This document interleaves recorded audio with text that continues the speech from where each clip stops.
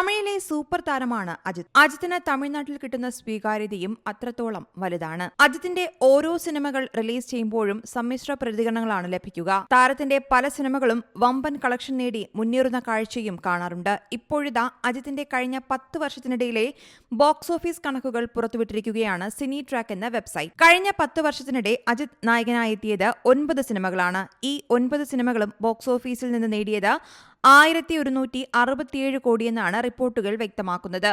ഓരോ സിനിമ കഴിയും തോറും താരത്തിന്റെ ബോക്സ് ഓഫീസ് പവർ കൃത്യമായി കൂടുന്നുവെന്നാണ് റിപ്പോർട്ടുകൾ വ്യക്തമാക്കുന്നത്. എച്ച് വിനോദ് സംവിധാനം ചെയ്ത തുനിവാണ് ഏറ്റവും കൂടുതൽ കളക്ഷൻ നേടിയ അജിത് ചിത്രം. 194 കോടിയാണ് സിനിമയുടെ ആഗോള കളക്ഷൻ. സിരുത്തെ ശിവ സംവിധാനം ചെയ്ത വേതാളമാണ് അജിത്തിന്റെ ആദ്യ 100 കോടി ചിത്രം. മികച്ച പ്രതികരണം സ്വന്തമാക്കിയ സിനിമ 119 കോടിയാണ് ആഗോളതലത്തിൽ നേടിയത്. തുടർന്നെത്തിയ വിവേകം, വിശ്വാസം, നേർക്കൊണ്ട പാർവേ, വലിമൈ, തുനിവ്, വിടാമുയർച്ചി തുടങ്ങിയവയെല്ലാം 100 കോടി കടന്നിരുന്നു. മകൾ തിരുമേനി സംവിധാനം ചെയ്ത വിടാമുയർച്ചയാണ് അജിത്തിന്റേതായി അവസാനം തിയേറ്ററിലെത്തിയ ചിത്രം. സമ്മിശ്ര പ്രതികരണം നേടിയ സിനിമ ബോക്സ് ഓഫീസിൽ അത്ര വിജയം നേടിയിരുന്നില്ല. 135 കോടി ആഗോളതലത്തിൽ നേടിയെങ്കിലും ഹിറ്റ് സ്റ്റാറ്റസ് നേടാൻ സിനിമയ്ക്ക് കഴിഞ്ഞിരുന്നുമില്ല. സിനിമയുടെ ബജറ്റ് 200 കോടിക്ക് മുകളിലായിരുന്നു.